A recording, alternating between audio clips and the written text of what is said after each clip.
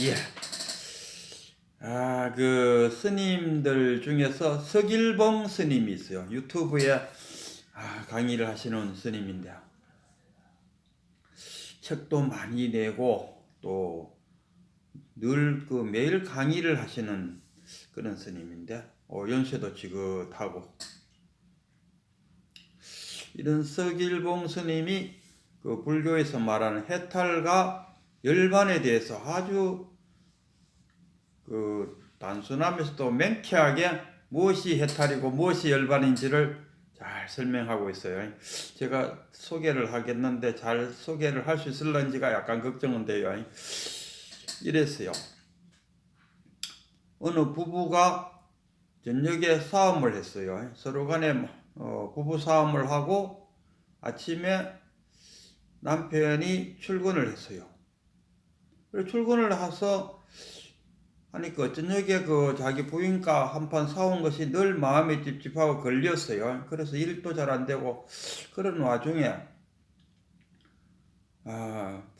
내가 어제 좀 심했지 않았나 하는 어떤 자책감도 들고 해서 부인에게 전화를 걸었어요. 먼저 전화를 걸어갖고 어제 내가 저녁에 당신한테 한 이야기가 사실 내가 좀 화를 내고 한 것은 내가 너무 미안하다는 생각이 들어서 이렇게 전화를 했다. 어제는 내가 너무 미안하다 하고 전화를 했어요. 하니까 이 부인도 마찬가지로 저녁에 별거 아닌 걸로 신랑과 말다툼을 하고 또 기분이 언짢게 아침에 신랑을 출근시키고 나니까 이 부인도 기분이 별로고 신랑한테 미안한 어떤 그런 느낌이 들어오고 있는 와중에 신랑으로부터 전화를 탁 받으니까 이 부인도 신랑한테 그랬죠. 아이고 나도 전화하려고 그랬는데 당신이 먼저 전화했군요. 그래서 나도 저녁에 당신한테 한 이야기가 제가 혼자 생각해 보니까 내가 당신한테 너무 한 것 같아가지고 나도 속으로는 미안하게 생각하고 있었어요. 이렇게 또 응답을 해주는 게라. 그래서 전화를 끊고 나 있기는 신랑이나 부인이랑 꼬마고 자기가 저녁에 싸웠던 것에 대한 죄책감이 싹 사라지고 해결돼 버렸어요. 이게 뭐냐? 이게 해탈이다 이겁니다. 그러고 나서 저녁쯤 돼갖고 이 신랑이 집으로 돌아왔을 때는 언제 싸웠는지 싸움 그 자체도 아예 잊어버렸다. 열반이란 게 불을 끄다 아닙니까? 그 불이 완전 꺼져버렸어요. 그것이 열반이니라. 이래 설명하더라고요. 그래서 해탈과 열반은 꼭 우리가 열반, 열반에 드셨습니다. 죽어야 완전한 열반이라 이렇게 하는데, 그럼 불교의 목적은 열반에 있다 말이 안 되죠. 죽지 않아도 매일매일 우리는 열반에 임할 수도 있고 해탈할 수 있다. 또 매일매일 열반에 들기도 하고 해탈하기도 하고 있다. 그래서 자기의 근심거리, 괴로움, 불교의 시작은 괴로움인데 괴로움이 있거들라 해소시키는 것이 해탈과 열반으로 끝내는 게 좋겠다. 그러면은 괴로움도 사라진다. 괴로움이 사라졌다는 것은 열반이다. 이런 이야기입니다. 어쨌든 간에 오늘 우리 이제 종록록 91칙 오늘 이제 91칙 하게 됐는데 이런 말이 있어요. 심리를 가는 자에게는 그 절반이 오리다. 그런데 백리를 가는 자에게는 그 절반이 구십니다. 구십리를 가야 이제 절반 왔구나 이렇게 말해요. 우리가 등산을 해보다 알아요. 등산해보면은 할딱고개가 있어요. 정상에 올라가려면 그 할딱고개를 지나가야 정상이 되죠. 백리를 가는 자에게 구십리가 절반이다 하면은 가보지 않고 책상머리에 앉아갖고 이론적으로만 생각하는 사람들에게는 도저히 이해가 안 되죠. 우리가 참선을 해서 깨달음을 얻는다. 또는 또 견성을 한다 하면은 그거 아상에 너무 집착하기 때문에 자신의 아상에 집착하는 것이 아닌가 이런 정도로 생각하는 사람들이 많아요. 그것도 불교 학자라는 사람이 그러니까 갠성이니 뭐 그 참나 그런 게 어디 있어요. 그거 다 아상의 집착이지. 이렇게 표현하는 분도 있어요.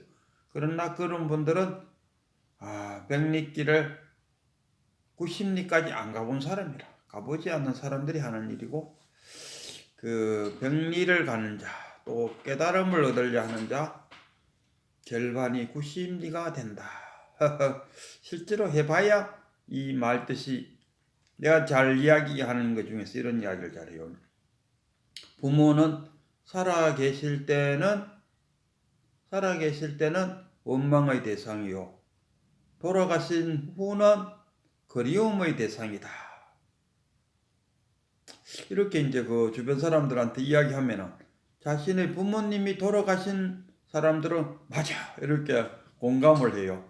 그러나 부모님이 살아 계시는 사람들은 공감을 못해요. 왜 그래? 뭐 부모가 왜 그리움의 대상이고 원망의 대상이냐고 이해를 못해요. 그러나 부모님이 돌아가신 후에는 그 말이 사실이라는 것을 알게 된다. 이런 이야기. 그래서 깨달음을 얻으려면은 앉아서 이론적으로만 생각하지 말고 실제로 화두를 들고, 또는 우리가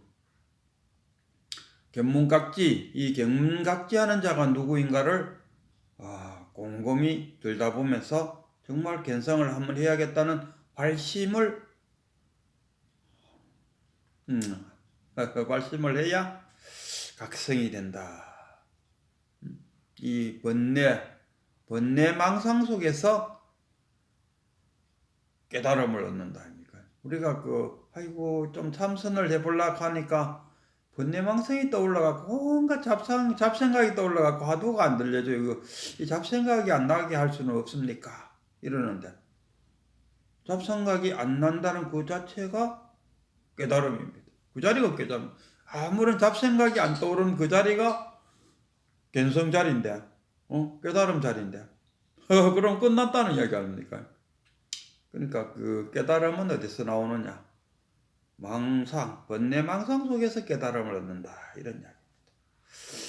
오늘의 종록록 91치, 거기에 나오는 주인공이 앙상가 대부라는 것은 달리 말하면 지금쯤으로 말하면 도지사쯤 되는데 아마 앙산의 제자였는 것 같아요. 그러니까 대부 거사이죠. 스님은 아니 거사. 어느 날 이제 앙산한테 와서 거사가 앙산한테 그랬죠. 그 누구냐? 아이고, 누구더라? 잠깐만. 그게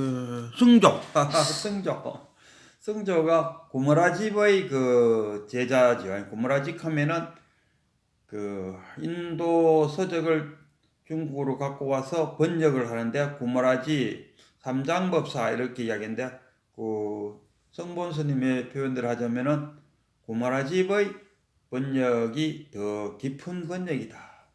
거기에 그 제자가 3명인가 있었는데 그 중에서 아주 탁월한 제자가 승조라는 제자가 있었어요. 이 승조가 남긴 책도 많아요. 무슨 책들이 있었는데 아주 중요한 대승불교에서 아주 중요한 책들을 많이 남겼어요. 그래서 이제 이 대부가 이제 앙산한테 와서 앙산한테 이렇게 이야기했죠. 야, 승조라는 그분 참 대단한 분이다. 어떻게 천지의 뿌리가 하나이고 만법이 한 몸통이다. 어떻게 그런 말을 할 수 있었는지 정말 참 대단합니다 하고 이렇게 표현했어요. 하니까 앙산에 하는 말이, 요즘 사람들은 이 뜰 앞에 있는 이 목련꽃을 꼭 꿈속에 본 것처럼 말을 하기도 해요. 이래요. 요즘 사람들은 이 목련꽃을 꼭 꿈에서 본 것처럼 말을 해요. 이렇게. 그러니까 요즘 사람들은 이란 붙이는 것은 앙산이 자기 제자를 너무 직접적으로 나무라 하려니까 좀 못하지만, 요즘 사람들은 빼면은 그대는 어찌 여기 있는 목련꽃을 꿈에서 본 것처럼 말하십니까?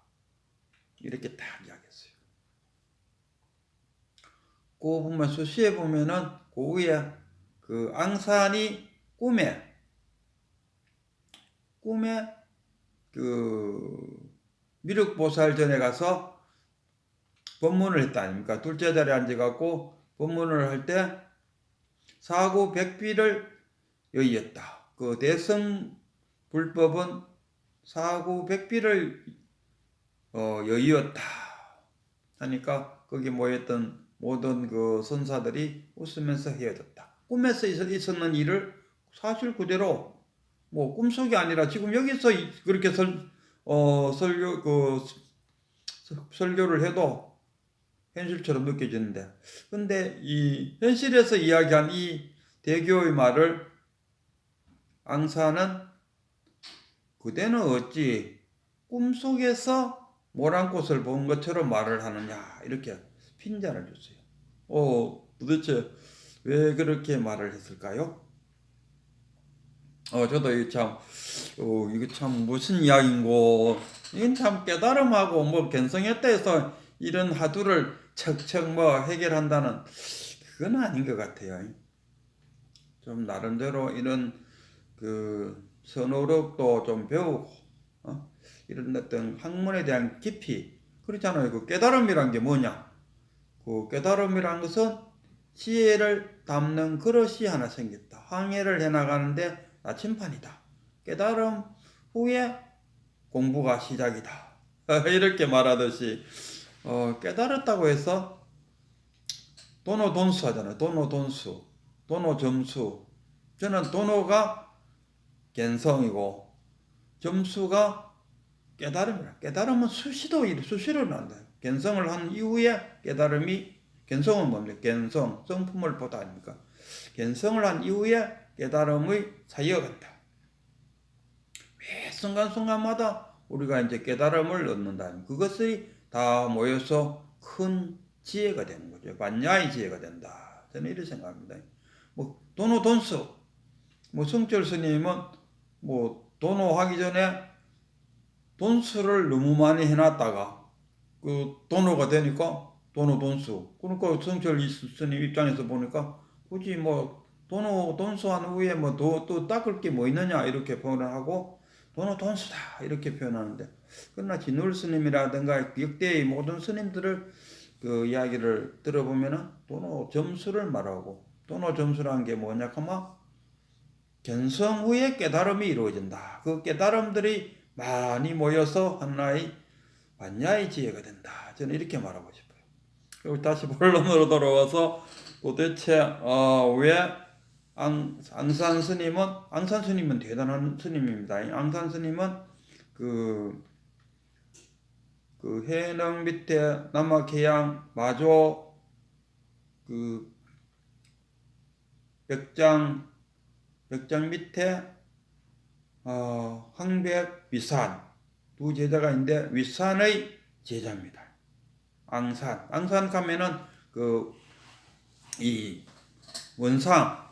원상을 그 타문으로부터 물려받아 갖고 그 원상을 잘 발달시킨 리틀 부처라는 말을 들을 정도로 아주 뛰어난 스님이었죠. 그런 큰 스님이 지금 이 누굽니까 거사가 아주 만사가 이게 우리 지금 모세식으로 이야기하면은 만법기일이다 이런 이야기예요. 만법기, 만법이 하나로 돌아온다.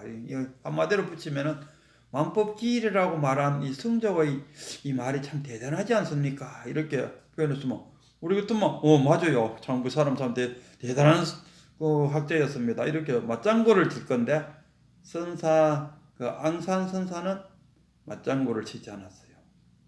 첫 번째, 앙산이 좀 못마땅하게 느꼈는 이야기가 이 응구에 매달리고 있다. 말에 매달리고 있다.